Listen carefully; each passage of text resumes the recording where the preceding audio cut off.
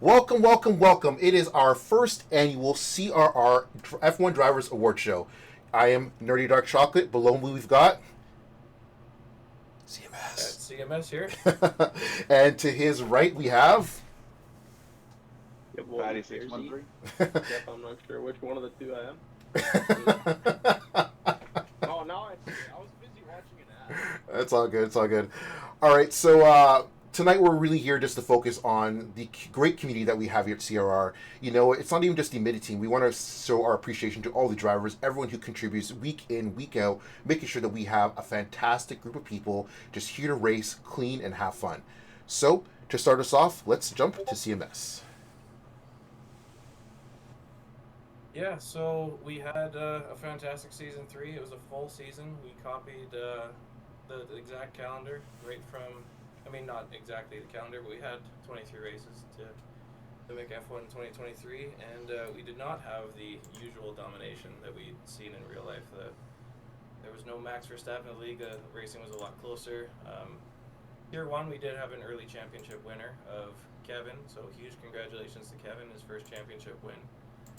Not really a front runner in the previous seasons, but really stepped up this game and showed us what he's all about and had a very, very consistent championship season. Tier 1 Constructors was wrapped up on the very last race, some would say on some of the final laps of the entire season, and ultimately coming down to a single point between Aston and McLaren. Lots of exciting stuff happening there and potential rivalry growing, thanks to how close that ended up being. And Tier 2 as well. I think we can all agree no one was stopping Hemikid this season. If that guy found any ounce of clean air, any opportunity to run away, that man took it, ran with it, both hands, firm grasp on it, and even though that championship did go down to the last race, he sure never looked in doubt, I would have to say. And because of that, and because of some driver pairings earlier on in the season, Haas ran away with the constructors there, winning by plenty of points, but we will get into that. So yeah, those are your general awards. Of course, those are granted and tracked, and nothing really can be done about that off track.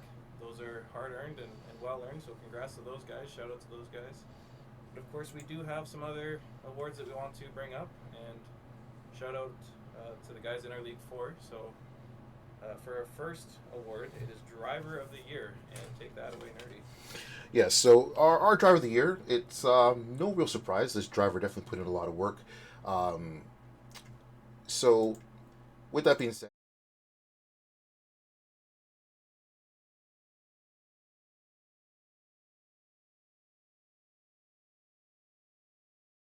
Absolutely, yeah. So we had Kevin nominated just because of the drive he had in Tier One. Hemi Kid, same reason. Drivers Championship in Tier Two.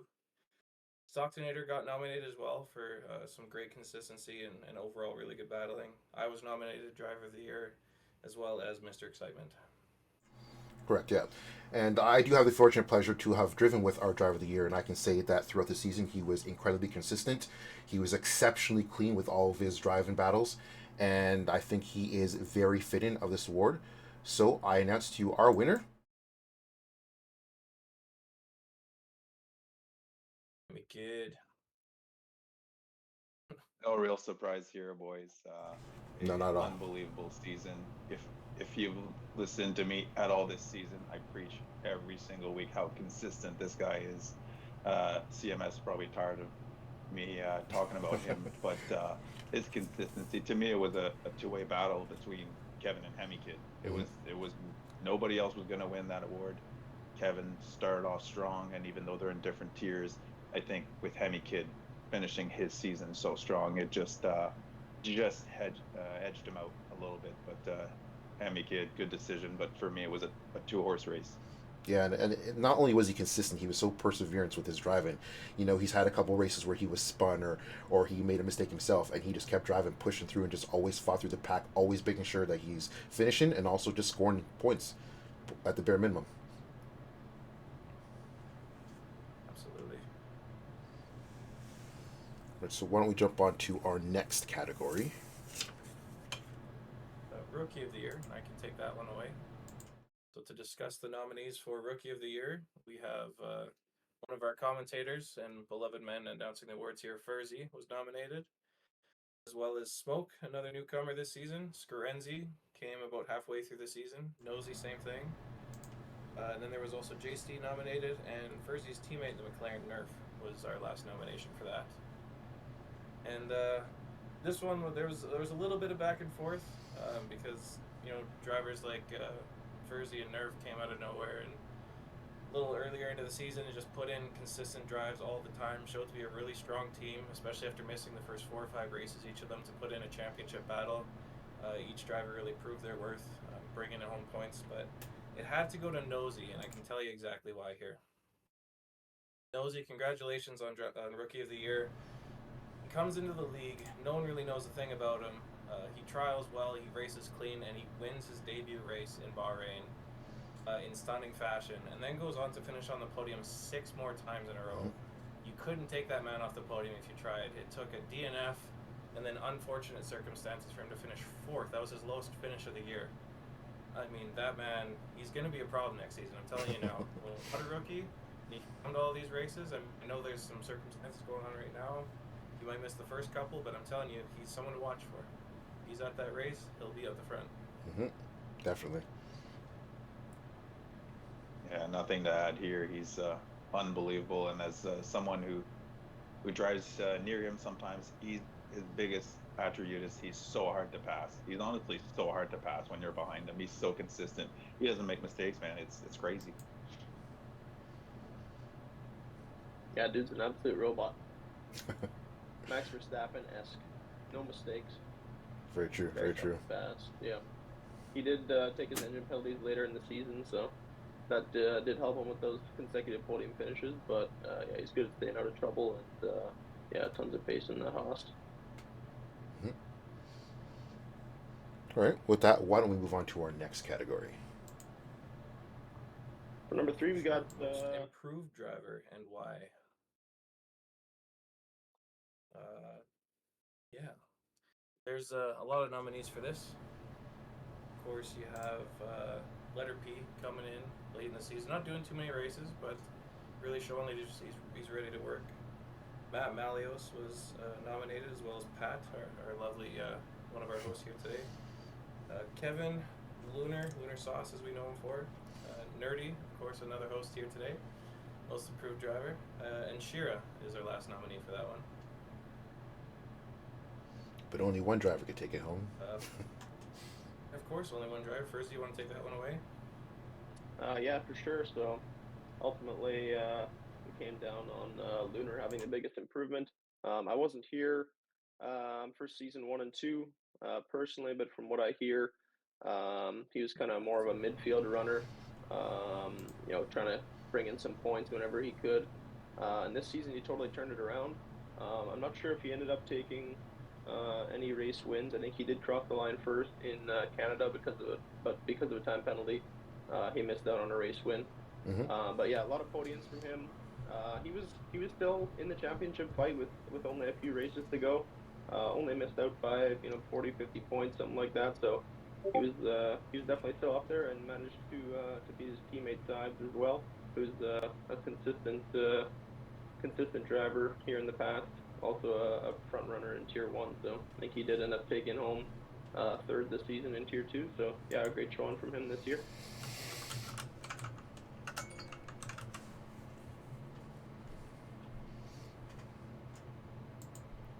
I don't have much to add to that. Obviously, these people are winning awards because they're definitely deserving of so. I've battled Lunar a couple of times on track, and I can definitely say that he was at the beginning of the season a little bit like me, spinning a lot, making a little bit of mistakes. But as the season progressed, one of us kept spinning, and the other one kept driving. So yeah, definitely well deserved. Yeah, his rise kind of came out of nowhere, eh, boys? Like he, like you said, a few spins here and there, and then all of a sudden, just further you can attest to that, like kind of like a good defenseman in hockey. Like after that, you didn't hear about him because he was just doing the job like every single time. So that's what was impressive for me. Yeah, putting in big points was, finishes consistently. I mean, if you look at season 2, the man finished 7th, and now in season 3, that guy was so close to winning races on countless occasions. Had one stolen from him due to penalties. I mean, yeah, look out for him next season as well for Tier 2. That man's on a rise, just like Pat said.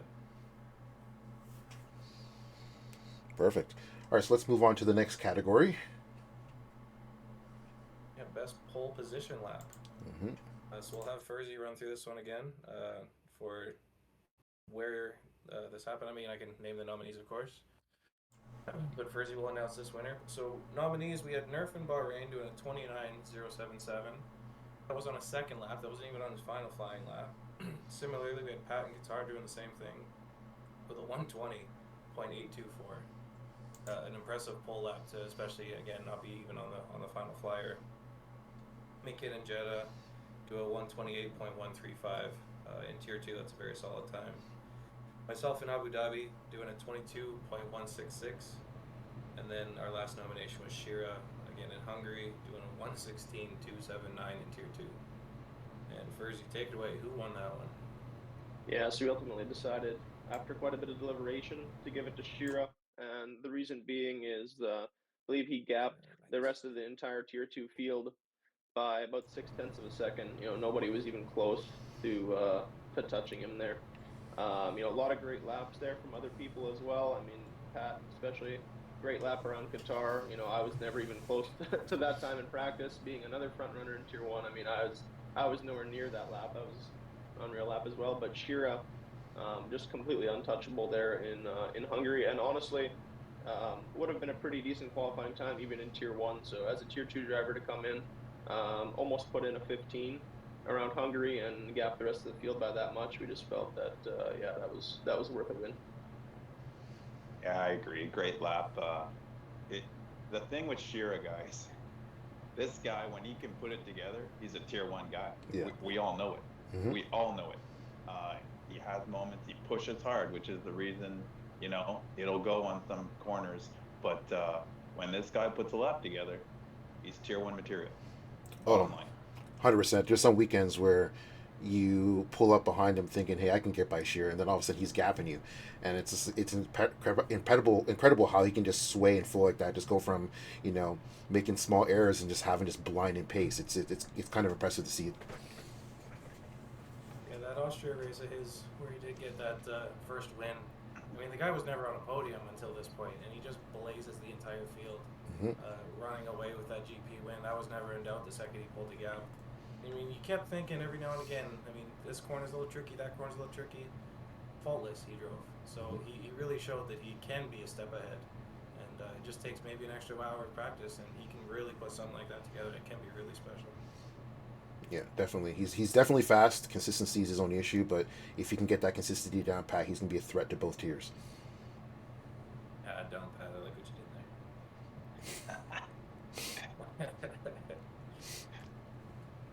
All right, boys. Time for the team of the year. So, all right. This is a good one, guys. We got a lot of the guys right here on the stream for you guys. So let's jump with the nominees. Tier 2 Haas, first nominee, with Hemi Kids domination and consistency. This team was dominant and was ahead for most of the season, if not the whole season. So that's Tier 2. And then when it comes to Tier 1, great battle between Aston Martin right here, CMS and me, and myself against Furzy and Nerf, who we got right here. And that battle raged on till the very last race, very last lap.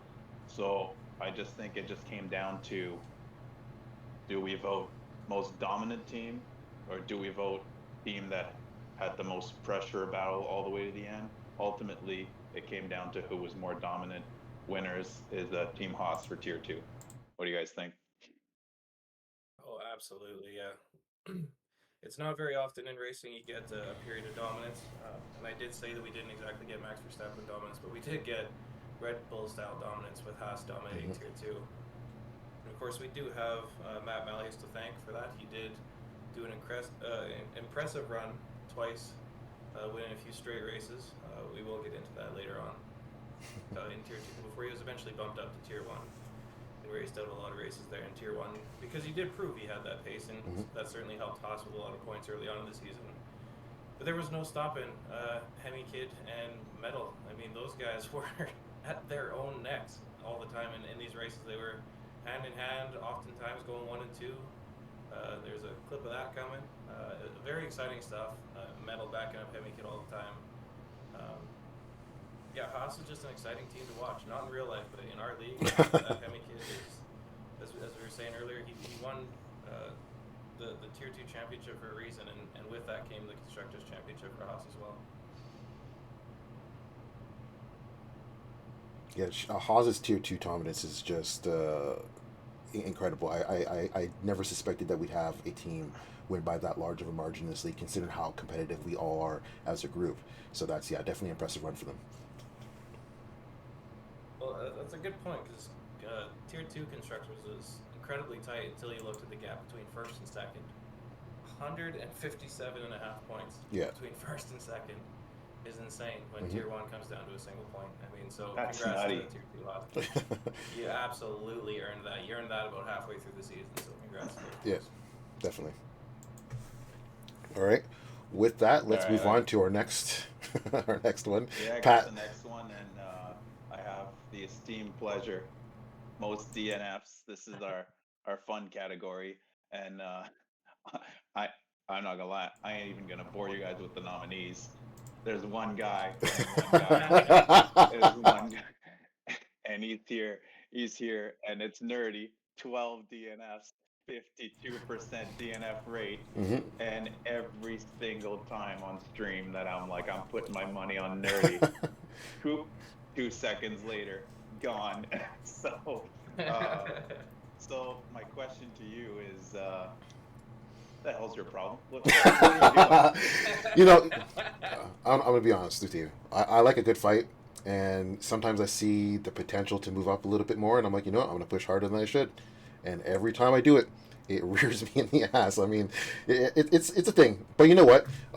If we look at the last 10 races of the season, I had a 70% finish ratio. So things are getting better. Next season, I'll be a threat, though. Don't worry about it. Well, pardon? You DNF'd in more than half the races and still finished in the top 10 in the championship. Does that give you hope going into next season? If I can finish 70% of the races next season and score the points in the same way I did this season, I think the guys in Tier 2 are going to be in trouble. I agree. You heard it here first. I agree. Yeah, we'll find out. Some Up pace. next. Up next, boys, we got quite a treat for you. If anybody's here watching, I mean, I don't have Twitch open, so I can't see, but Yep. we got a treat that was put together by the admin team here at CRR. So let's roll the footage. Here we go. I'm the best driver because I believe that I'm the best. Because every driver needs to think like that, otherwise it's better to stay at home. Hang it on the outside. Hang it.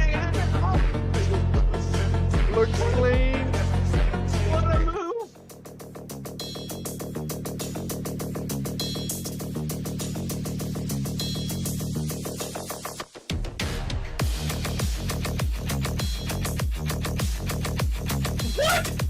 No way he sticks this.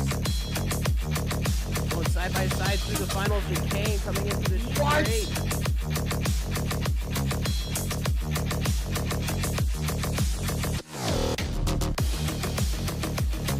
Oh, what a nice move by Pat. That was gorgeous.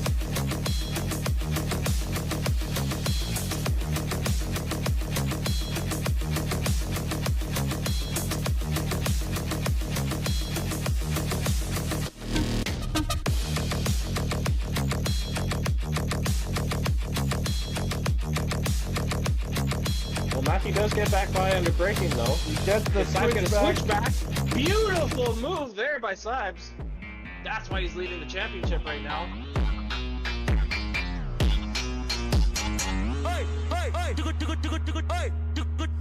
Loses in. Matthew goes by. Switchback is on.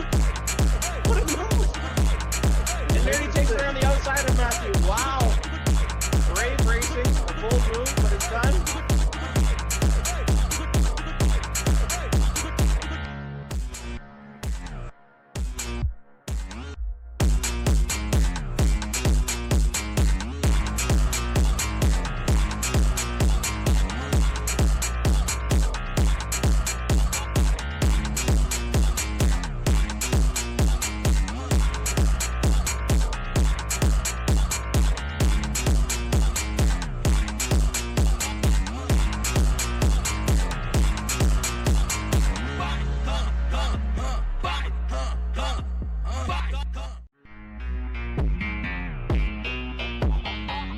on. Is he thinking about it around the outside here? Oh, Patrick had battery on two. Around the outside, there he goes. There's still Oh, wow. Dirty backing out of it. Right underneath. Wow. Clean racing, Patrick. It's a great drive. Here's you guys attending to the chicane now. Oh, that looks absolutely beautiful.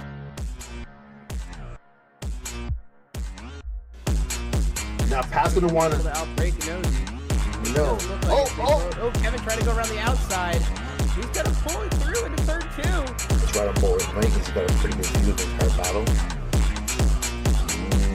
Russ is thinking about making the switch back there. Can't get it done. But he's getting an excellent drive. Looks like he's going to drive the inside and make a move. Will it stick? It does. Excellent craftsmanship there from Blessed. Matt, I think his tires are falling off the edge because he is falling down this pack compared to the other drivers on fresher tires. Matt goes by. Does it pass stick? It does.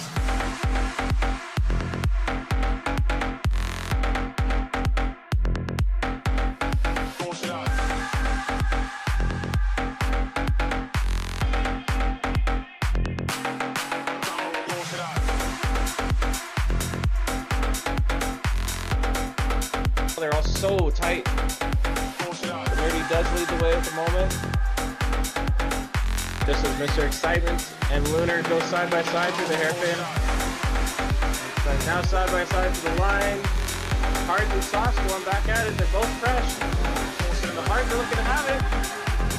He's going to hold around this corner. Mr. Excitement gets to the apex. They're still side by side through turn two. And Mr. Excitement Right gets now. it by turn three. Oh, look at how early he goes. Riley tries to block. Nothing. Oh, he's burning it. Bumping tires coming into turn one. Riley's on the outside. The Ferrari's on the inside. He comes out on top. Because you know it's going to be a matter of when he comes past you, not if. He makes that move stick long before the braking zone.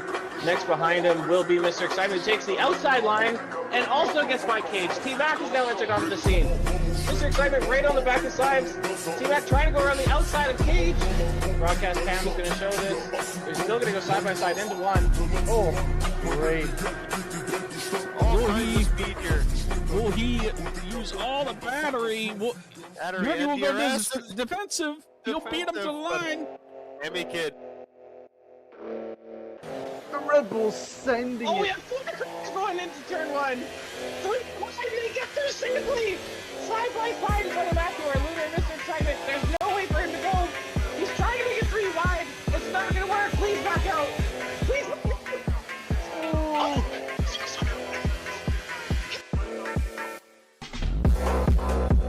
Emmy Kid down the outside. On those better tires. Can he carry the speed? Is Shearer leaving room? Shearer just barely leaves him room. Yep. CMS gets a pretty decent launch, but so does ARC. ARC is now up to second place. Pulling ahead of Kevin Chin. Looks like Rassam might have moved up position on Pat. Kevin's fighting back. Got the position back. Rassam and Pat are coming side by side through El Rouge. Oh my goodness, I'm missing it. I'm missing it. Oh! And then Rafi out of nowhere on the hards. What? Where did he come from? What? Nerdy watching the action. Is anybody going to make a mistake? That's what he makes a move down the inside on Matt. Is Matt going to leave the room? He does leave the room. Lets him by. Yeah, that was a beautiful move. Overtake and DRS here for Shearer. We'll see if he can make a move down to turn one on Emmy Kid. This is a long straight. Shearer sets the fastest lap with the 24.0. Shearer is alongside. Will he be squeezing him down the inside? He gives him room. Emmy Kid gives him room. He manages to get Beautiful move by Shearer down the outside. CMS is like, I'm out! P2 for me! Alright, Trix wins the race. Congratulations. Sorry, no action up front. CMS, last corner. He's thinking, oh my god! Who's in traction? Donna's gonna buy! Oh my god! Oh my god! That could not have been worse for CMS! All that strategy! And he loses in the last corner! Oh my god!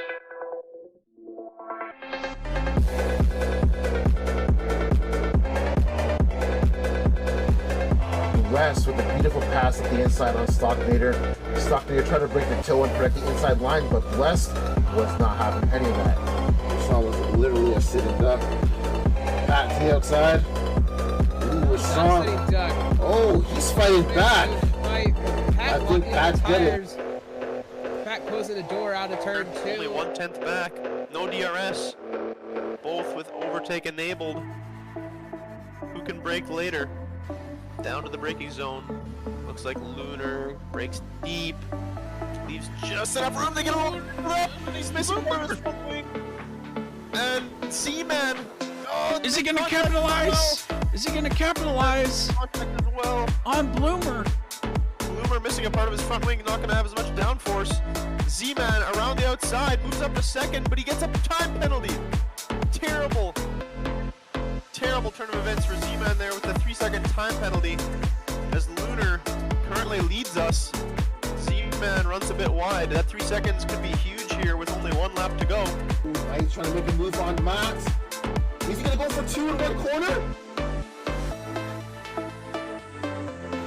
Oh, CMS. Oh, CMS is very slippery. He's got a low downforce setup. He's double pass? Are you kidding me? CMS goes from 8th to 6th in one straight. That's fantastic.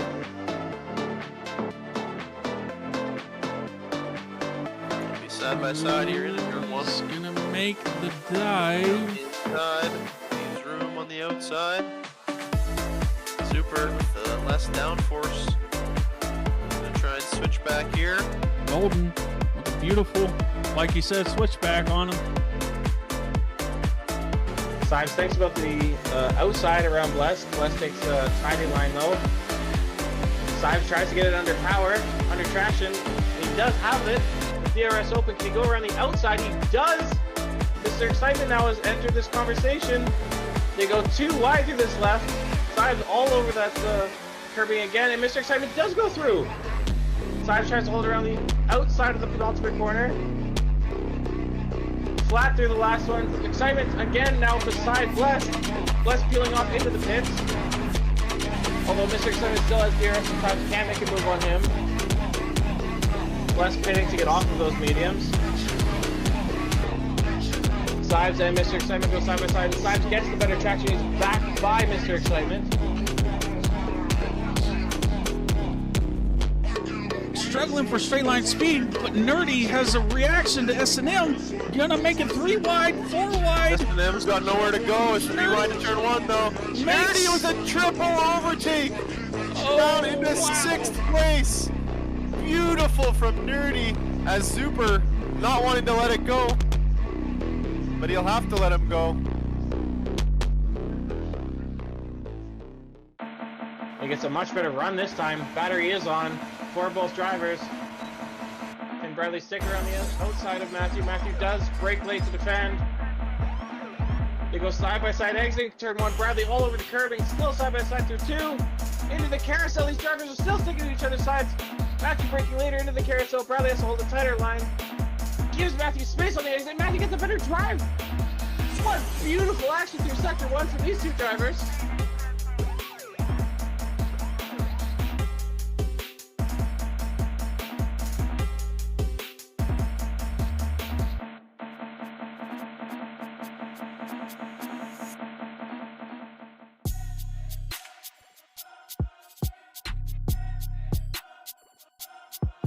Mr. Excitement! Oh, Sure gets squeezed! Sure gets squeezed in between 2 guys. Excitement and Supreme both get by him down there in turn 1. From the championship leader. 9 seconds worth of penalties. But he doesn't care. He's heading down to turn 1. Down the outside of Golden Medal. He'll make that move stick as his rear gets really squirrely on the exit of turn 1. That'll open up the door for Golden Medal to head down the inside down to turn 3.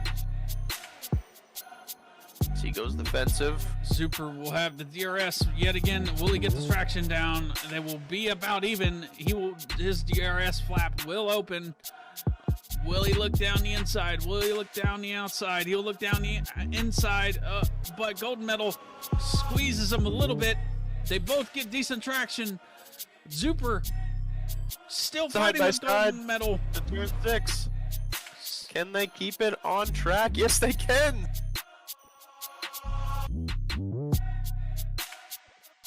And here comes out of nowhere Prezi with the double overtake to turn 1. Oh, as he runs into the side of 30. With the switchback on Prez. It sticks in top 5 position. What a move. Ooh, what's this? Scorenzi on CMS? Scorenzi ain't messing around. CMS does get to keep the position, burning a lot of ERS.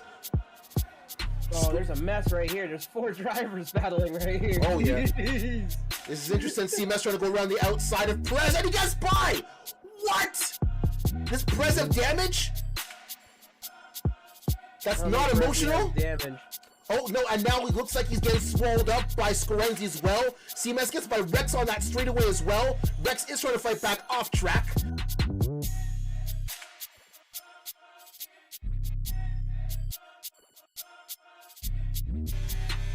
He's burning. Pat doesn't know who to defend from. Oh my god, He's how are zigging you and in a contact zagging. between these guys up here yet? My goodness, the top 5 are just battling for first right now. Oh, look at this run! No's getting pushed in the pits. Oh my god! No's out of nowhere! No's out of nowhere! Goes to the second place! Will he take first into the first corner? They keep it nice and clean, no contact! Pat squeezing him. Nerf for taking up the inside and pulling a wheel.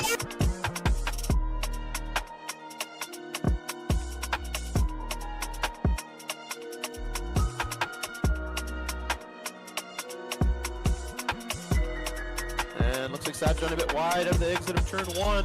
Excitement down the outside here towards turn 3. Mr. Excitement. Sticking around the outside. They're side by side here through the right kink. Still side by side. And they might even go 3 wide, but Shira backs out of it. Sides in Excitement. Excitement leaves room on the insides. But then moves to the outside for the right-hander. Excitement, can he stick it? Down to the chicane here. Who can brake later? As Excitement takes a position. Wow, beautiful. That's not a good base of pass by any means around the outside. We just gonna get pitched. Oh! Nosy taking advantages! Going down the inside of Scorenzi! Does he make the pass stick?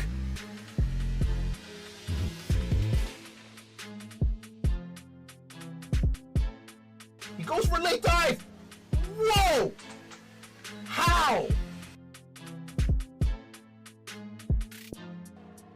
Smoke and Hemi Kid side by side down to turn 4 here. Hemi Kid on the inside. Who can break later here? Looks like they break at a similar point. Hemi Kid down the inside. Smoke's going to carry that speeder on the outside. Looks like he's going to have that move done and dusted. Shira and F1 Lad is going defensive, but Shira does a beautiful switchback and gets the move done before the corner there. Wow, that was a great move by Shira.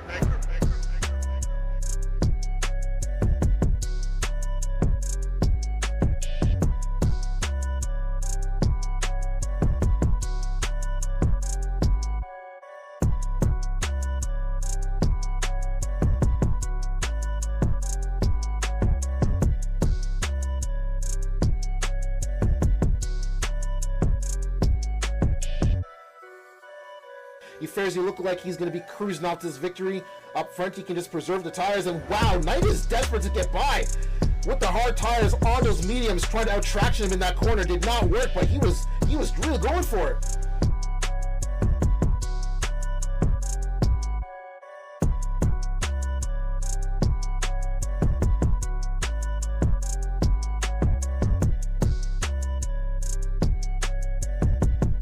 As they're side by side. F1 Lads. Almost loses the rear. They top once. Through the right-handers now. Oh man, they keep it on track so far. Hemi Kid waiting to pick up the pieces. Hemi Kid down the outside of F1 Lads now. Oh my gosh! Did he follow metal through? Hemi Kid. F1 Lads leaves the room. Hemi Kid can't carry the speed. Now Zuper's getting involved as well. We got 4 cars battling here for the race win with 2 laps to go. Who's gonna take it? Zuper. F1 Lads runs wide. Hemi Kid now gonna get the run, taking the toe from his teammate. Hemi Kid up to P2. Haas 1-2, baby. Who has the straight line with speed advantage here? Down the outside he goes. Three Down the wide? outside, No. Eddie. Resi backs out. Himmikin will have the traction around the outside with the younger set of tires, but Prez, will he capitalize and go down the inside? No, he won't. Nerdy sticking it on the outside. Gonna be compromised on the exit. Will there be off a the through track? goes Hamilton down the Through goes Prezi. No. Prezi's got nowhere to go. Side with Himmikin and Nerdy, but Himmikin does stay within reach of second place. Wow.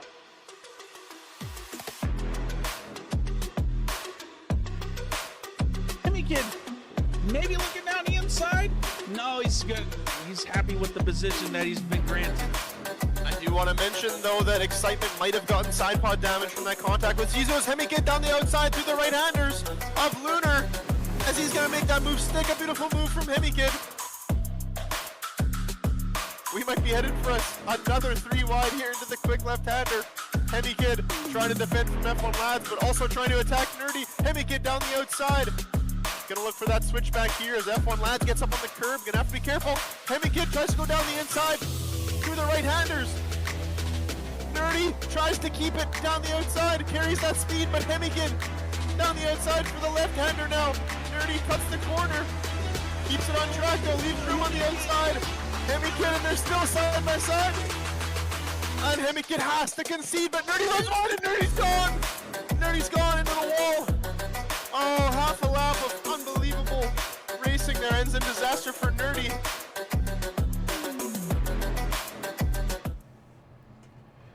Welcome back. I hope you guys enjoyed that montage that was put together by our in-house video editor guru, CMS. Thank you. No problem at all. Anyways, now we're going to go back into the action. Our next category is...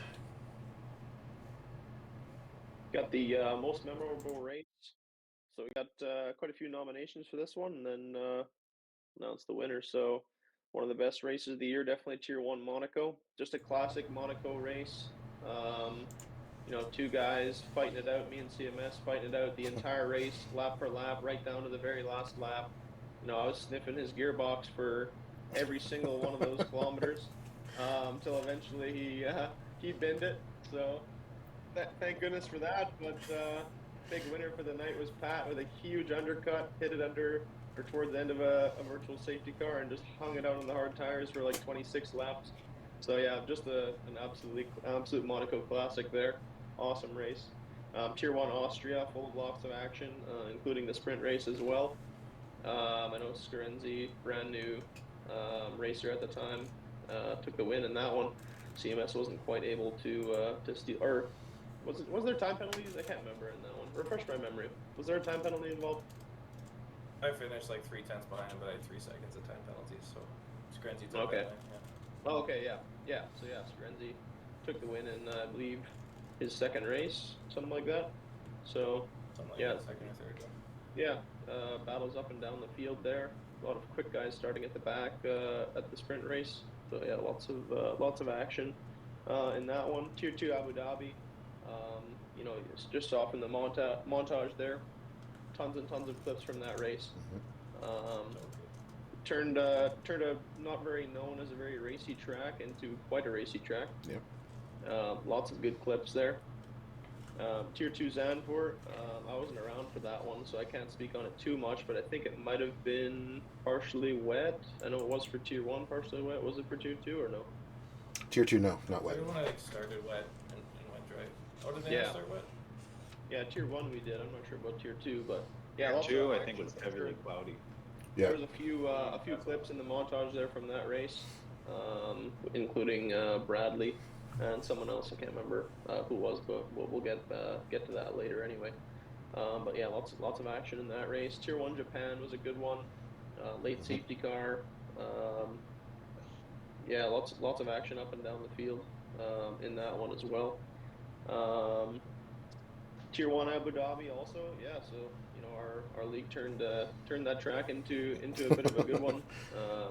Night with the after race disqualification for destroying the brake marker boards, and a bit of a plot twist there for the race win. But yeah, still a very good race. Nosy and CMS coming together. was at the time huge for the constructors championship and stuff.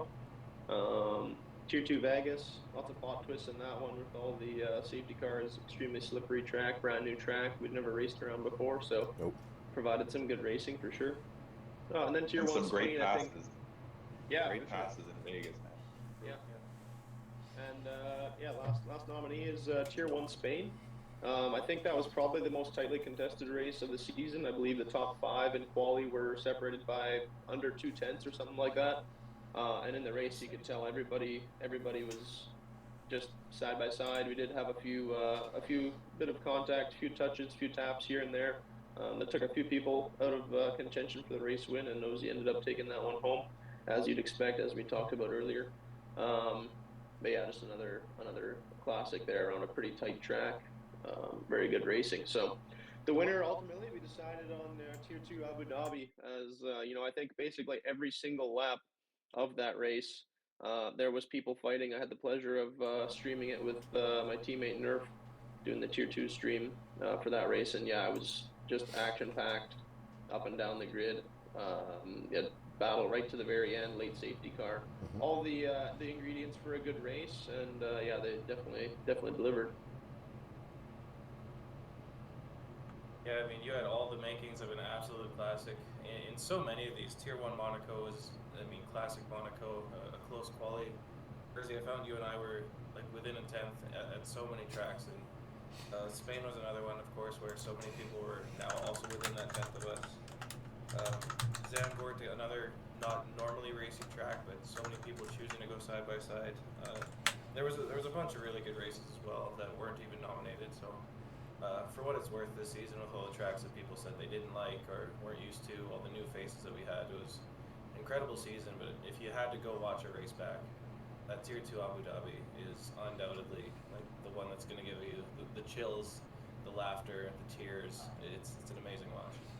Yeah, just a great example of what you could expect from this league going forward into Season 4, Season 5 on the next game, as well, as Pat had mentioned off stream. Just a few minutes ago. It's a drop in the bucket. It's a great race and stuff like that, but it's not just a one-off. I think we saw it, all up and down the field through every race of the season. So definitely exciting going forward into the next season. Perfect. Well said. All right, so let's move on to our next category. Who's going to take that away for us today?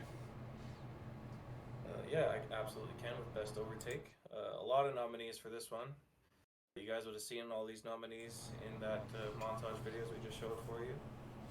It was my double overtake in Coda that got hyped up hugely by the commentator there, Nerdy. A little bit.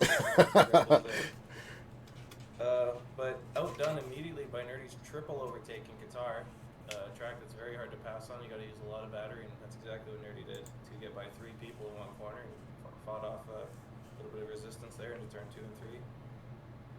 Nerdy again nominated for his absolute bravery, courage, ballsiness in Imola, a move that no one would ever expect you to make, hanging around the ups and downs, the double left, double right there in Imola. And to keep it on track and to not make contact was incredible there for Nerdy, especially early in the season before he had honed his craft a little bit more, before he had his equipment upgrade. Blessed in Japan, another nomination. I mean, you couldn't pull off a more technically perfect move, setting up Stocktonator by having him defend into the chicane and then have him defend on the straight, sell a dummy and go up the inside, and just so absolutely by the book that you had to nominate him for it. Didn't matter how easy you made it look; it was a great move. Pat and Monza. I mean, this move looks super simple. But to go for a switchback at turn 1, I don't care how fresh your tires are, and to change your mind while braking to go around the outside is something I've never thought to do, and Pat just does it. Does it on a whim. That is absolute courage and confidence in your ability. Next nomination, S&M for the double switchback at Hungary. He saw the opportunity and he took it. I mean, absolutely. He was going to get passed by both drivers, saw that they were going to battle each other hard in turn 1, switched them back and took both positions back by turn 2. So very smart racecraft there. And of course we have to include Nerf going from 5th to 1st in Jeddah. I mean, it all depended on him getting a great run out of that final corner. passing the cars that he needed to set himself up to go side by side in turn one with Pat, and then take the move as he saw it happening to switch him back. And again, it looks really simple, but the storyline around that is late in the season, and I'm not there for that race. The Constructors' Championship is obviously incredibly closely contested between Aston Martin and McLaren, and Nerf passing his own teammate even, I mean, just blows everybody away regardless of how old the Pat tires were. Yeah, just perfect opportunistic overtake there. And lastly, we had to include Nosey's late braking in Hungary. I mean, regardless of how early or how slow the driver was ahead for whatever reason, if you're going to send it from 300 meters back, you got to know what you're doing. And clearly he did, so an incredibly good move there. I don't care what the pace delta was, that move just looked awesome.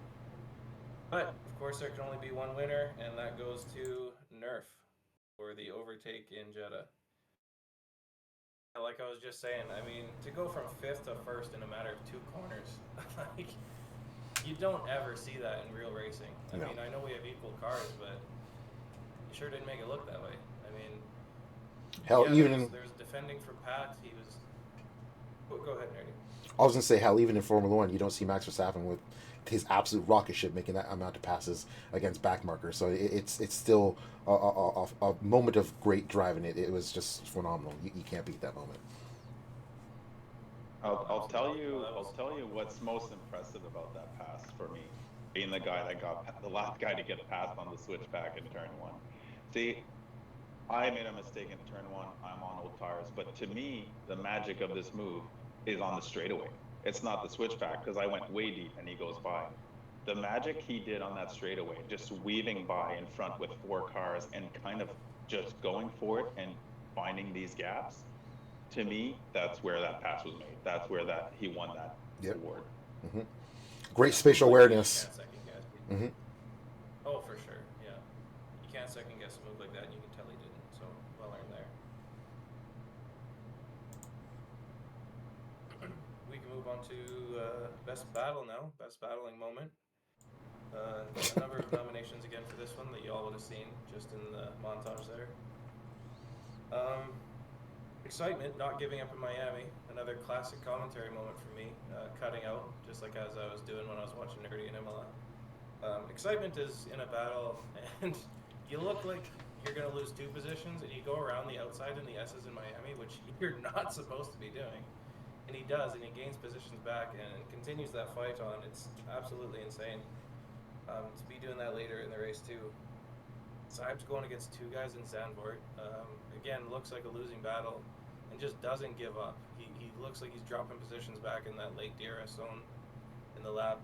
And then, like, it was Haas pulling into the pits of Hemi Kid, and he's fighting Mr. Excitement now. Like, we're talking about the top 3 drivers at the time in Tier 2, all fighting out in Zandvoort. And Saibs passes him back both, one, of course, into the pits, but to fight Mr. Excitement back was incredible. The way he did it, regardless of a mistake. I mean, it takes absolute composure to be passing championship contenders the way that he did. And you have Matt and Bradley, Tier 1 in Zandvoort. You can't go side by side that close, that fast, for that long. And then I find out I'm mistaken. You actually can do that. I mean, you could put like a ruler, or maybe like a foot ruler, 30 centimeters, 12 inches, slap it in the front axle and the rear axle of the cars. Those cars are glued together by that exact margin for about half a lap. You couldn't do this with Hot Wheels, and they're doing it in a video game racing F1 cars. Like, that's how close these guys are, and they are absolutely flying, and it's an incredible battle to watch. It looks like there's nothing in it forever. You think, these guys are never going to separate. These guys have got glue now. So yeah, that was incredibly fun to watch. Really glad that was caught on stream. You have Zuber against Metal in Austria. Austria just proved to be an incredibly racy track. It lent itself to differences in setups, whether you're going low aero or high aero. I can't remember what those guys were running, but Zuber really showed himself to be, front runner material in that race. That he was kind of a little bit nowhere in the early parts of the season, and then all of a sudden really starts showing his stuff later on, and gets a race win of all things too. One of our surprise race winners. Just puts it together when it matters, the same way that Shearer did. In Austria, Zuper did just later in the season, and spoiler alert, those guys are teammates next year. So let's see if they can up that win tally a little bit further. The next one is, again, me in Austria, passing 3 guys 1 lap. That was Skrenzy, Prezi, and I believe it was Rex at the time. Again, that's just a matter of difference in setups. I had the sector in front of me to do it with higher downforce, and had a very fast Skrenzy behind me, and I knew that in the early laps, especially in the sprint. He was following me throughout the whole sprint. We both took an engine penalty that race. Skrenzy ended up going on to win that race, and props to him for that, but I did what I could to get away from him, and that wasn't enough. Those 3 passes in 1 lap, still couldn't do it. So obviously, spoiler, that doesn't win. But then you have Excitement and Sibes in Hungary. I mean, you guys, to paint the picture, Hemi Kid is right around them in track here. This is another classic example, just like Zandvoort, where you have the fastest guys on track consistently going side by side. And in Hungary, there's not a lot of room for that. Hungary, as most people know it as, Monaco without walls. You have a battle going side by side for half a lap in Hungary. Again, at the speeds they do and the racecraft that they had to not make contact is just absolutely incredible. So for this category, this isn't going to be common, but we're going to have 2 winners. The first of those winners, as I get my correct lights on, Matt and Bradley for their Zandvoort to run. Matt and Bradley for being so close for so long and going as fast as they are. Like I said, you could put a meter stick between their cars, and that's how far apart they were. They got no closer and no further apart. The speeds that they were going, absolutely fascinating to see. I didn't see that happen with any other cars in that race. But that was absolute incredible control, showing that there's different racing lines you can take in that track. It was fascinating to watch. What did you guys make of that battle? Yeah, just amazing racecraft. It comes down to, I think, just incredible car control. You know, not wanting to give an inch, but also just giving enough. So yeah, it was great. Yeah, it's nice to It's one of those tracks. Yeah, go ahead. No, you take it. You take it. Just saying, it's one of those tracks where you don't expect it and you don't see it in real life F1, but then, you know, it might be, you know, esports and you don't want to, you know, it doesn't cost you your life or it's a real accident, but guys take it seriously. Again, it ruins your entire night if you don't, you know, finish the race. So you've practiced, you've put hours into it, and these guys just went for it in turns that you should not go for it, and it was impressive to watch, and it kept going and going and going, just like we've seen at least once or twice a year in every season in CRR. There's always one battle that just blows our minds away, and that was one of them. No, yeah, well said. It's nice to see these guys going that hard in a part of the track where you'd absolutely never expect them to be doing these kind of moves, and it really just highlights what CMS was saying earlier, Fairs was saying earlier. This is just a drop in the water of what happens here at CRR. We get to see this kind of stuff so often, and unfortunately, it doesn't all get caught on camera. But like, this is what we love about this league. This kind of stuff happens all the time, completely unexpected moves, and I think that's what really makes this league unique. The drivers. These drivers are giving each other, like Frizzy said, just enough, keeping it clean, giving each other the room to stay on track, and it just goes to show what can happen here at CRR. Mm-hmm. And to round out this once-in-a-lifetime opportunity, of course, no other category got 2 winners, but this one did. The other winners go to Excitement and Sibes in Hungary. The reason this is incredible, and for me takes a bit of the cake too, is in the middle of this battle. I'm not sure if it got caught on stream by you guys watching it. There's a switchback in the middle of this that Excitement pulls on Sibes. It goes from the outside at the turn 4 kink left, switches back Sibes and goes around the outside, that long right-hander, and then outbreaks him into the chicane. The racecraft and confidence in your own setup and abilities to be able to do that in such a tight environment, again, not making contact, still leaving room for each other, the awareness, and this does absolutely come down to just being ballsy, but the awareness and balls that it takes to pull off a move like that is absolutely outstanding. It's nothing I would have ever fathomed. And to watch it live on stream, my jaw dropped. Like, I'll never forget this battle, especially the camera angles that the game gave us for it. Yeah, no, that was explicit, yeah. fantastic battle. I got to say, joining Alpine and then having, excitement in my ear during races, the confidence he has when he's making moves and he's telling me these moves ahead of time is just amazing. He's able to call it, go for it, complete it, gone. Fantastic driver. Yeah, I think that's the difference between the people that are competing for the championship and people who are competing for points and podiums. So, yeah. Mm-hmm. Yep. And of course, a clip like that is accompanied by great commentary. The one and only Furzy. Yep. So yeah, double winners for best battle moment of the season. Mm-hmm. And then we go on to best commentary, and that'll be taken by Nerdy. As one of the commentators here, I think we all have a true passion for the sport. And I think when we are doing our commentating, it comes out in our passion, how excited we get when we see these moves. So when I say the nominees for this, it's no real surprise. I think that every single one of us, week in, week out, love doing what we do. And yeah, you can definitely hear the excitement in our voices. So first nominee would be myself for the move that CMS made in Miami. And I have to say that I wasn't expecting him to have that low traction situation, and I called as I saw it, and I was just really hyped up. And I mean, like I said, we get into it, we get hyped up, and our emotions come out. Next is CMS, as he's also talking about excitement battling in Miami. And then also CMS on myself in Imola, as he alluded to earlier. I had a decent move, and he got quite excited to see it because it's not often we see someone doing it there. And yeah, he was definitely excited. I think you heard in the clip earlier today. Then we have Furzy on my triple overtake in Jeddah. I've watched that back a couple of times, and hearing his excitement hypes me up. And I remember the first time I watched that clip, my kids were in the room, and they come running over, "What happened, Daddy? What happened?" And it was all because of his excitement. It just brought so much life to that clip. And then we have myself on Jeddah's, Nerf in Jeddah. Nerf with that fantastic move. We saw it in the clip, doesn't need to have much said about it. And then we have Furzy lap 27 Abu Dhabi. I think Furzy really enjoyed that race. Abu Dhabi gave us lots of action, lots of clips. It was non-stop throughout the race. And he also had another great moment on lap 7. And I think it goes without saying that our winner for this one is... Every week when you watch back the clips, if you're not watching it live, being able to hear his passion for what he does behind the mic, it's amazing. And like I said, my kids came running into the room because they heard that clip, they heard his excitement on the mic, and yeah, he really brings A-level grade commentary to the stream, and our streams wouldn't be anything without him. So once again, congratulations and thank you for what you do, man. Stop, you're making me blush.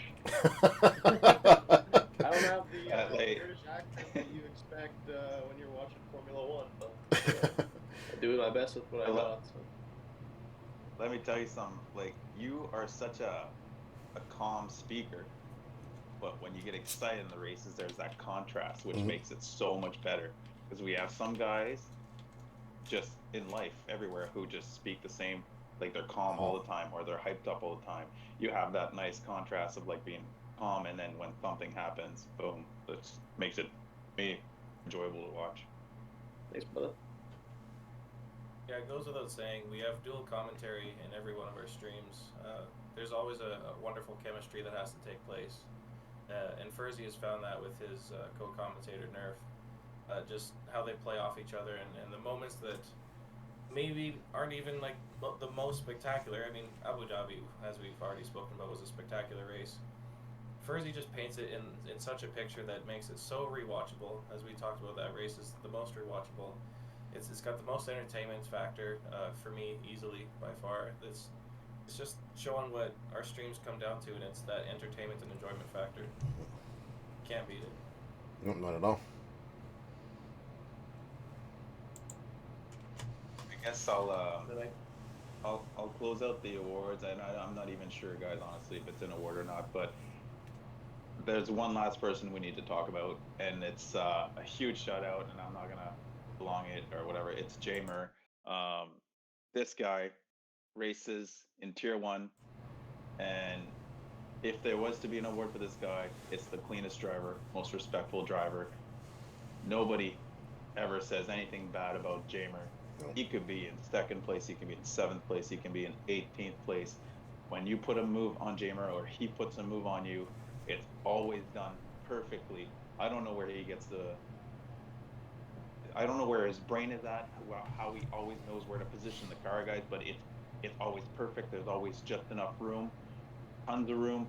There's never anybody that said a bad word about this guy, and I can't thank him enough for being in this league, because that's what CRR is. It is no dirty driving, none of that BS that we hear about in all the other leagues. And I just wanted to shout him out. I mean, he's not perfect. He's a Devils fan. He's American. You know, he's got his voice ever. You know, he's got his flaws, but no, I'm just kidding. But you guys can tack it on, man. This guy deserves it. He's unbelievable. Yeah, for sure. He's just a prime example of the drivers that we want here in our league. Like you had said, you know, if he's coming for an overtake on you or you're going on him, you can expect that everything he does is going to be by the book. You know, nobody ever has a bad word to say about him. He never has a bad word to say about anybody else after the races, regardless of what happens out there on track. I know he runs no assists, and you know, I think he knows he's not necessarily the quickest driver on raw pace, but you know, he's practicing the consistency, he's getting up there, and yeah, you can tell he just enjoys being out there, and yeah, just such a great guy to talk to and to race with out there as well. I honestly can't recall a time where I ever saw someone make a ticket against Jamer for Stewart's purposes. I mean, this guy is not only the voice of radio that everybody would ever want, but he's, like Pat was saying, the nicest guy. He's the most respectful guy on track. Nothing bad I can say about him. Yeah, as someone who commentates for Tier 1, sometimes he will fall under the radar because he's not causing any issues on track, which, I mean, for this situation is great because you've never seen any, you know, bad dives or, you know, taking people off or spinning people out. He's just a consistent driver, nice and clean, and he's fully deserving this award. There you go, Jamer, Racecraft Driver of the Year. Yeah. So let's round out season 3, guys. Let's recap this because it was a very much Haas-centric showcase with Matt Malios tying the win record in CRR twice this season, 3 wins in a row. That would be. Yeah, he did that twice, and the race that broke it up was the 2nd place. Absolutely got Haas off to a good start in the Constructors' Championship. When he was bumped up to Tier 1, Hemi Kid kept going right where Matt had left off. However, that wasn't without a championship rival. Mr. Excitement holding him honest throughout the season and down to the very last race, as we talked about. But even with Haas domination in Tier 2, there were still 9 different winners across the season and 13 different drivers standing on the podium. I mean, Tier 2, you wouldn't know it was Haas dominated. I mean, Hemi Kid was always up there, but so was Mr. Excitement. There was always a chance for a nerdy podium. There was always Shearer in the conversation with his pole laps. He was always starting at the front of the field from what I can remember. Firstly, you were commentating on it most of the season. How did you see Tier 2 go down for season 3?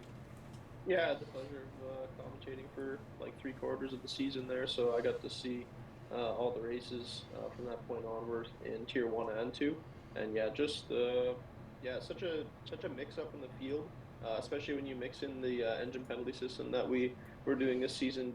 Like fast drivers, you know, sometimes they're starting in the top 3, other times they're starting in the bottom 3, and it's just the same all year long.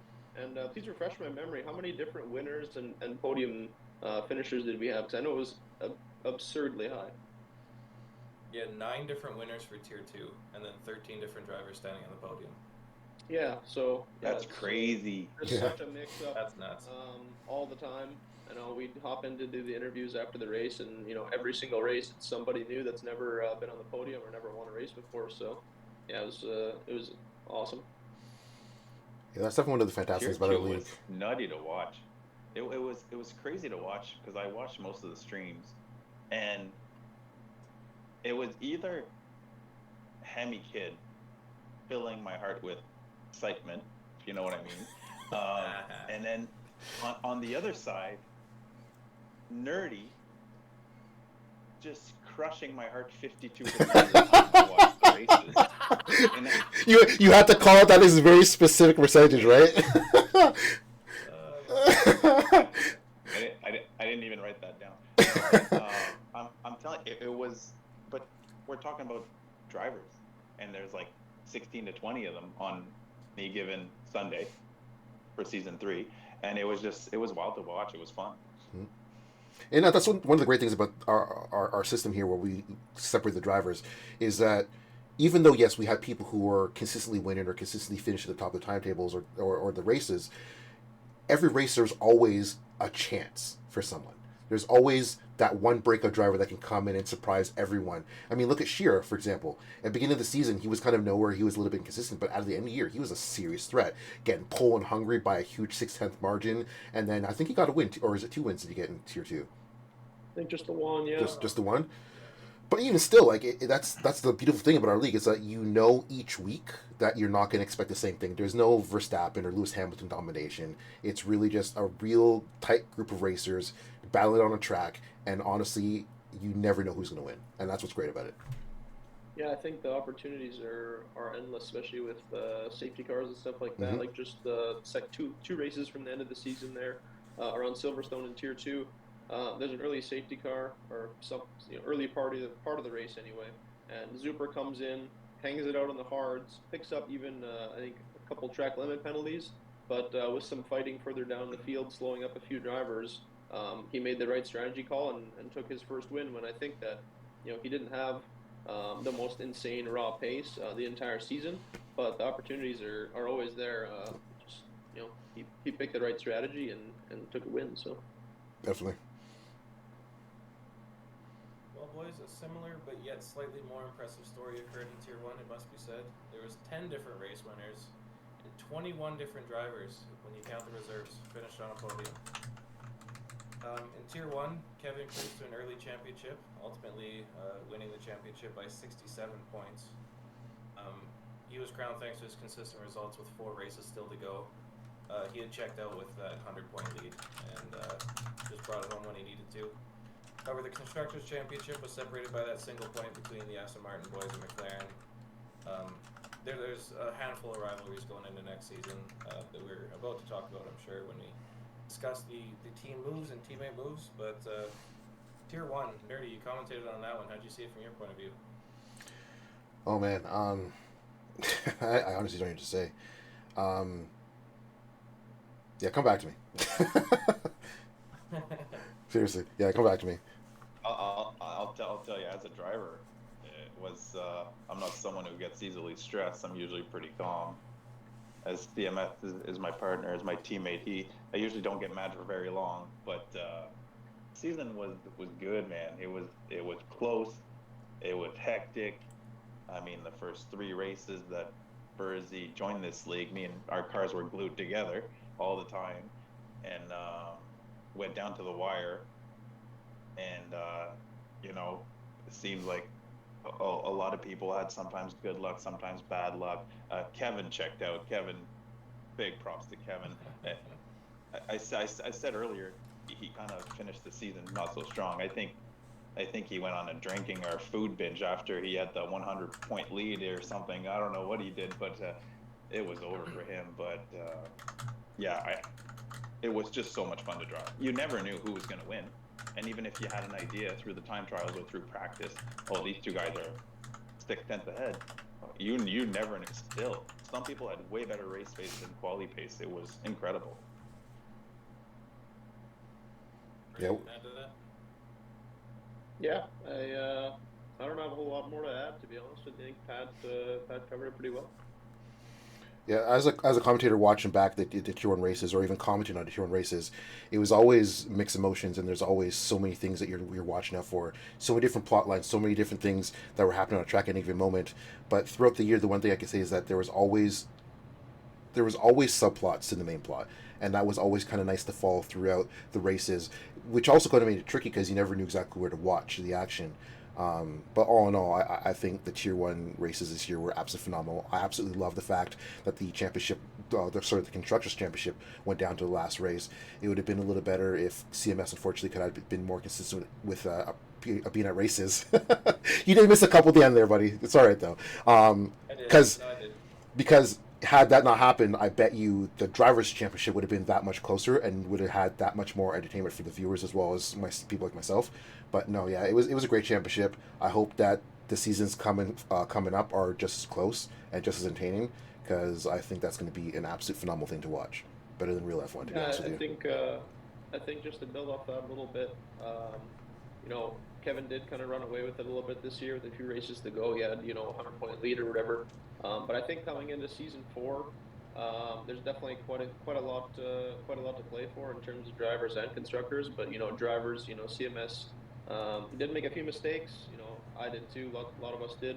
But at the same time, he did have to miss a few races because of work and stuff like that. So hoping that this season he can be a bit more consistent. I know Kevin did make, I'm pretty sure, every race up until the point where he had already clinched the championship. So, that definitely helps. He was super consistent, lots of podiums and wins for him throughout the season as well. But I think if CMS can make more or all of the races, we got a pretty good championship fight on our hands. I think, I could definitely be in the running as well. Pat, Nerf, Scarenzi as a new driver, very, very quick. Nosy is recovering from a surgery, so he might only join halfway through the season, but expect him to be challenging right at the front when he comes back. Like I said, Scarenzi is super quick. Jose just joined, a couple of races to go. Just about won his debut race if it wasn't for a time penalty. So definitely have quite a few drivers. Pat, I'm sure we'll have 4, 5, 6 guys all challenging up at the front, depending on how often people can make it. And I think with the restructuring of teams and stuff like that too, that the constructors and the drivers, there'll be a lot to play for in every race this season. So that's a wonderful segue into previewing season 4 here. As we've poked and prodded about, we have engine penalties to serve. Every driver is going to have to take 2 due to this being a half season coming up as we do another season, just preparing for F1 24 to be released. So we have 2 engine penalties to take, which means we treat it like you're dropping in the back of the grid and you got to make your way through. You got to pick and choose those wisely. And then we also have a new, the CRR League, the F1 side, is a new point system coming. So gone are the regular F1 points. We have a new point system which is going to give points to the top 12, and of course a fastest lap for anyone within the top 12. Points will be broken down as follows. The winner will have 20 points. Then going down the order, it'll go 16, 13, 10, 8, 7, 6, 5, 4, 3, 2, 1. And we're introducing a point for pole position as well. So that's hoping to keep the grid nice and tight. It'll require very consistent results from a lot of the drivers. We'll keep constructors nice and close. There's more points on offering now for more positions. So more to fight for all over across each grid and each tier. Sprints in the same fashion is going to be 10, 9, 8, 7, 6, 5, 4, 3, 2, 1, and then no fastest lap point for the sprint. But this is absolutely going to tighten up the championships if they weren't already tight enough. I mean, there's going to be nail biters, and the storylines that'll shoot from this they're going to be insane. I can already bet.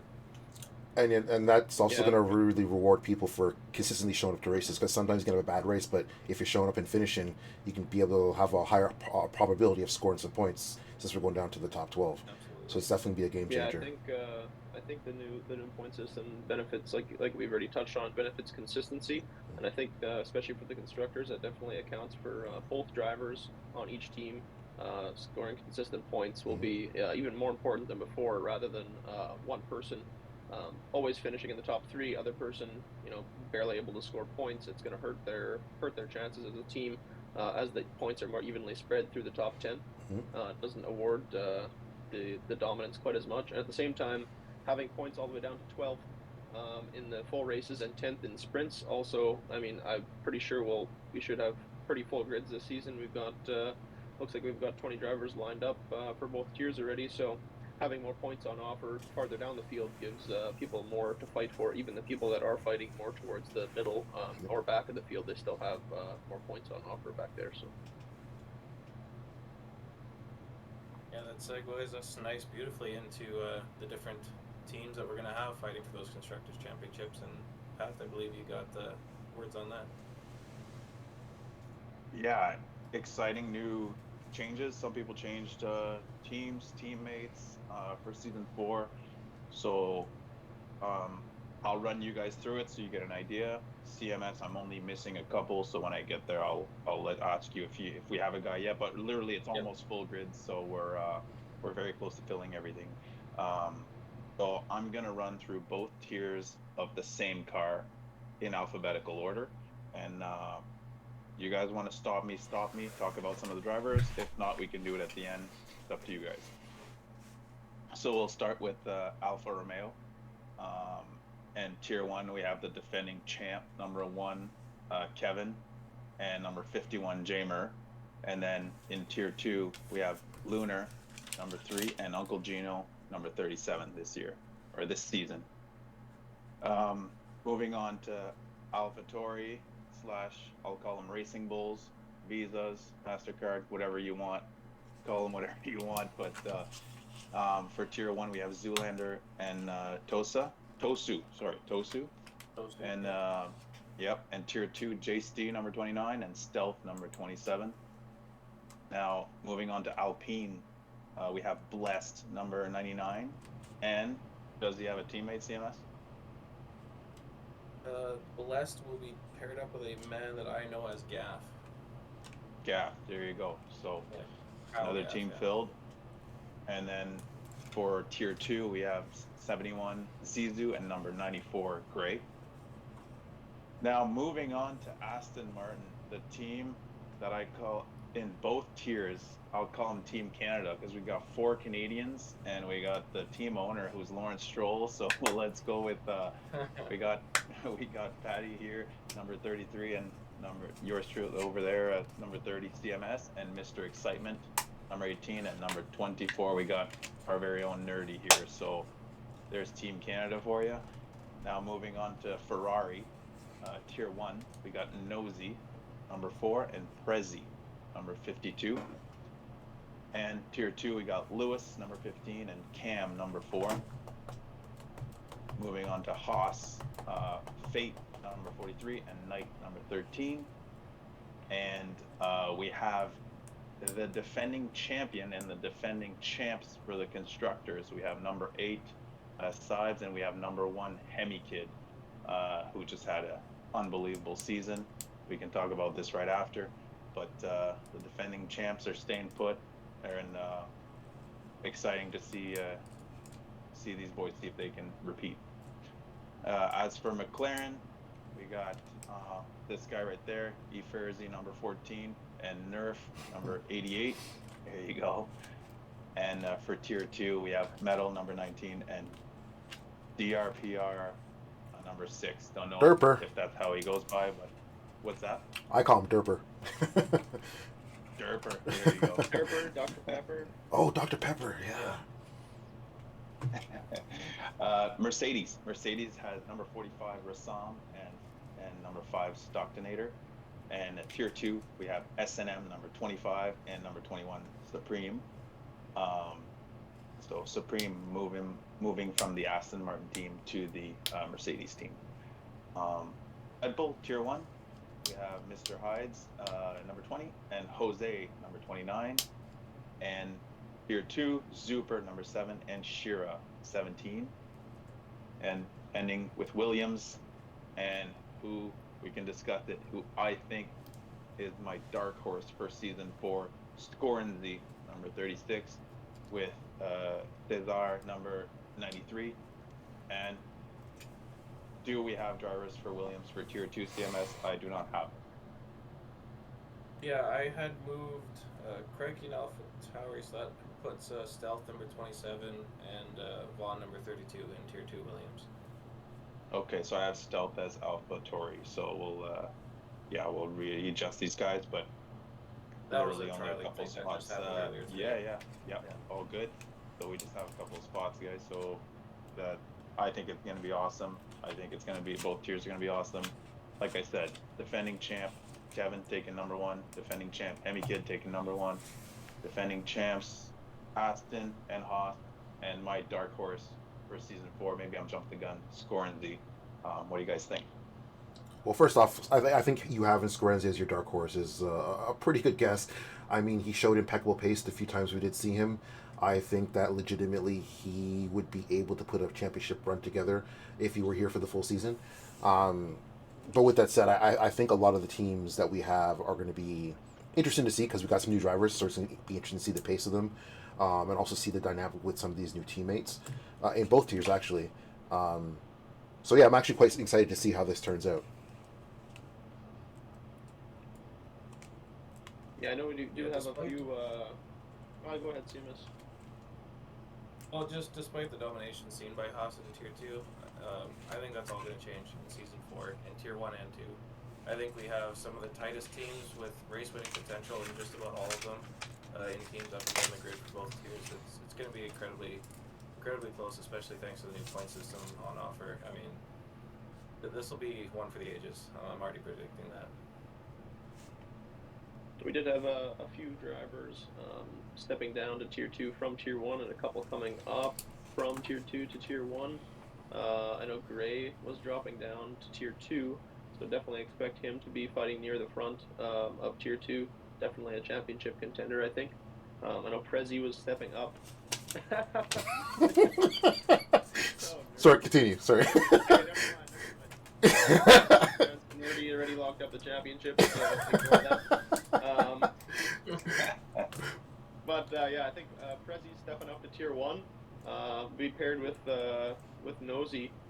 Definitely one of the quickest drivers that we have once he comes back from recovering from his surgery. I think Prezi definitely can learn something from Nosy in that beautiful bright red Ferrari. Definitely expect those guys to be fighting near the front as well. Is there any other driver changes that we had already that we're changing tiers or no? Well, I just wanted to mention, Frizzy, that I don't know if you were around or not, but in the past, Prezi used to be one of our Tier 1 drivers. So he went to Tier 2, now back to Tier 1. Be ready for him because he's going to want to put on a show, so it'll be good. Yeah, in terms of moving tiers, I know Smoke had made a late move last season, but he'll be more on the iRacing side of CRR come March. In terms of tier moves, I think that was all. I would keep your eye on Vaughn, actually, to be a Tier 2 championship contender as well. With him earlier today, and Vaughn as well as, what's the other name? Crikey, I believe. Yeah, both incredibly fast Tier 2 drivers. I would watch out for them. They had a great handle of their car and seem to know tracks well enough to challenge towards the front. I mean, if you're going to put a challenge on me, I've been top 2 in the standings for, 3 seasons now, so I'm going to humble brag, I'll get it in now. If I'm going to trial you, you see me on track, run your hardest and, show out a little bit. Those guys absolutely did, and I think it'll be exciting to watch and to commentate over the McLaren team. So I just want to mention in chat we got Shira saying that he was bumped down to Tier 2 from Tier 1 because he made the switch from controller to wheel, and he's saying that he's going to be a threat. So I think he's getting a little bit more comfortable with his wheel, and once he gets a little bit more comfortable with his pace like we've seen, he might be a serious threat. Yeah, I don't doubt it. Yeah, I don't doubt it either.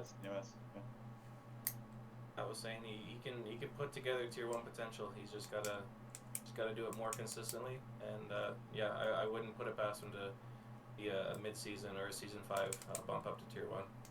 I'd also keep an eye on Leonard Pete, the practice he puts in. Noted. Shira's our Tier 2 Charles Leclerc equivalent. That guy can put together a quali lap like we saw. We gave him the best pole position award, but just gotta eliminate those mistakes during the race. And he definitely has the pace to fight at the front in Tier 2. So if I may, just to give it a little bit of hype, Mr. Excitement will be hoping to pilot his new Aston Martin alongside Nerdy Dark Chocolate to yet another championship challenge. Losing out to Himik 2 seasons in a row now, that'll be top of his priority list.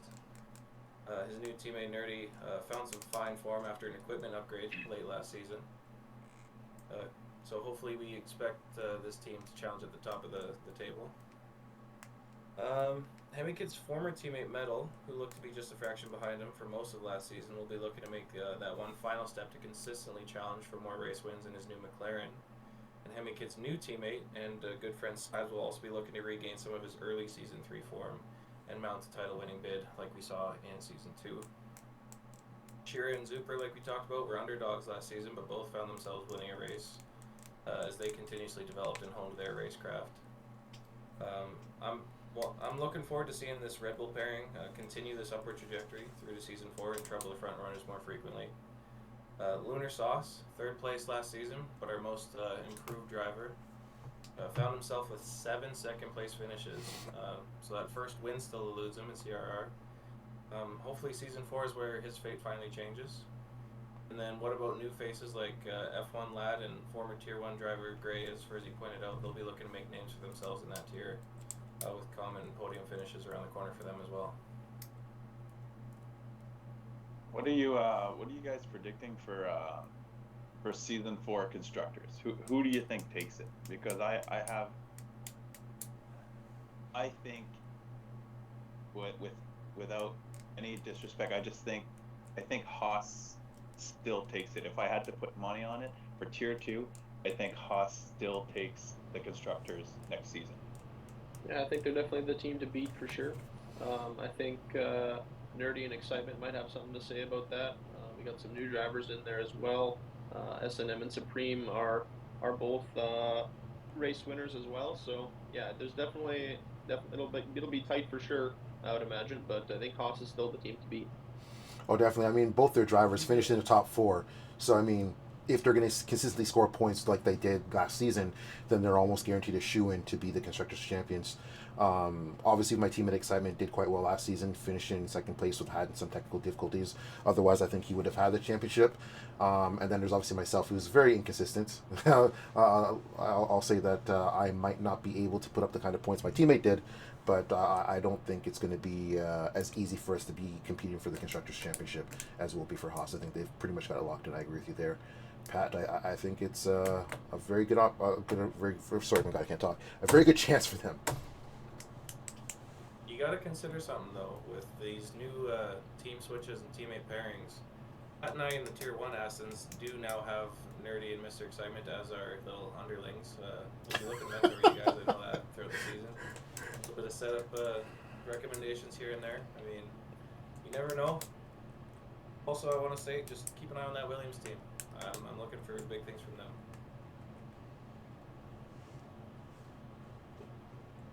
Well, shall we talk about Tier 1? Why not?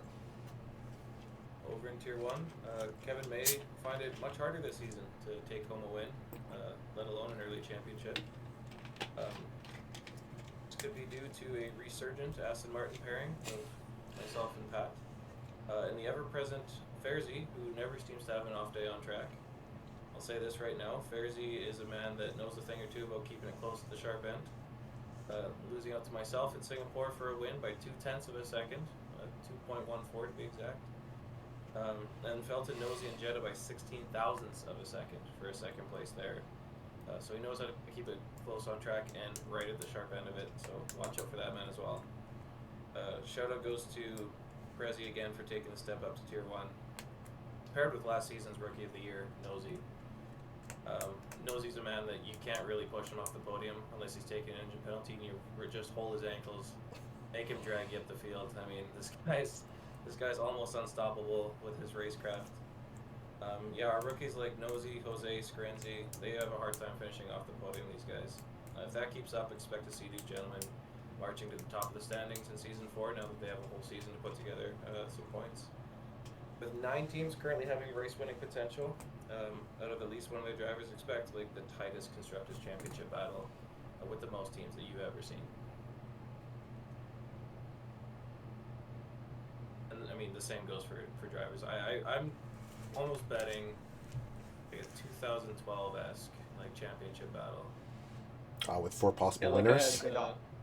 I had mentioned earlier. Yeah, I think there's definitely 4 to 6 people that should be challenging for the championship. I think Nosy is going to have to miss a little bit with his recovery, so that maybe takes him out of the championship bid. But he's definitely going to be fighting for wins and podiums.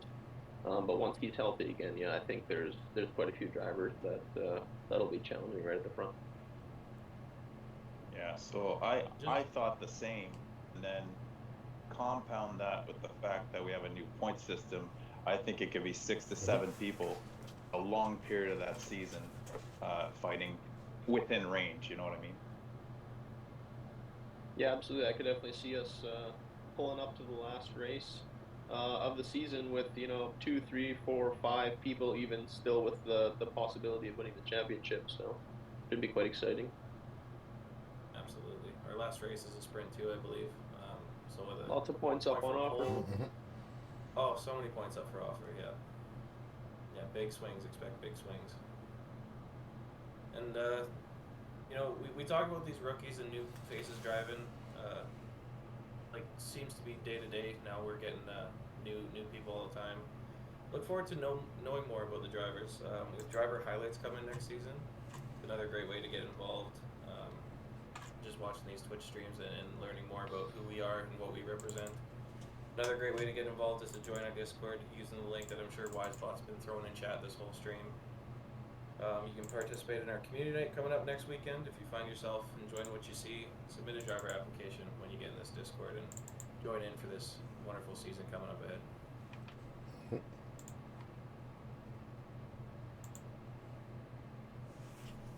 Anybody else want to round off any final thoughts? No, I think you I think guys. we have covered everything pretty good. I think that the most important thing is how excited we are for season 4, and excited to see new people coming in, join in, or just not even new drivers, but viewers. This league is awesome. It's got a ton of excitement. It's just a bunch of guys having fun and being competitive, and then giving it their all. So I don't know, man. This was fun. Thanks, boys, and I can't wait for season 4. Absolutely. Nerdy, close out. All right, yeah, we got a lot of big things ahead this season, so make sure if you're not already in the league to join. As Dave's mentioned before, WiseBot's been spamming our conversation with links to our Discord. We've got great things coming. We've got great group of guys, and we're going to see more wars like this and so much more. So, with that being said, good night. Thank you for stopping by, and we'll hopefully see you next week for some on-track action. Later. Adios.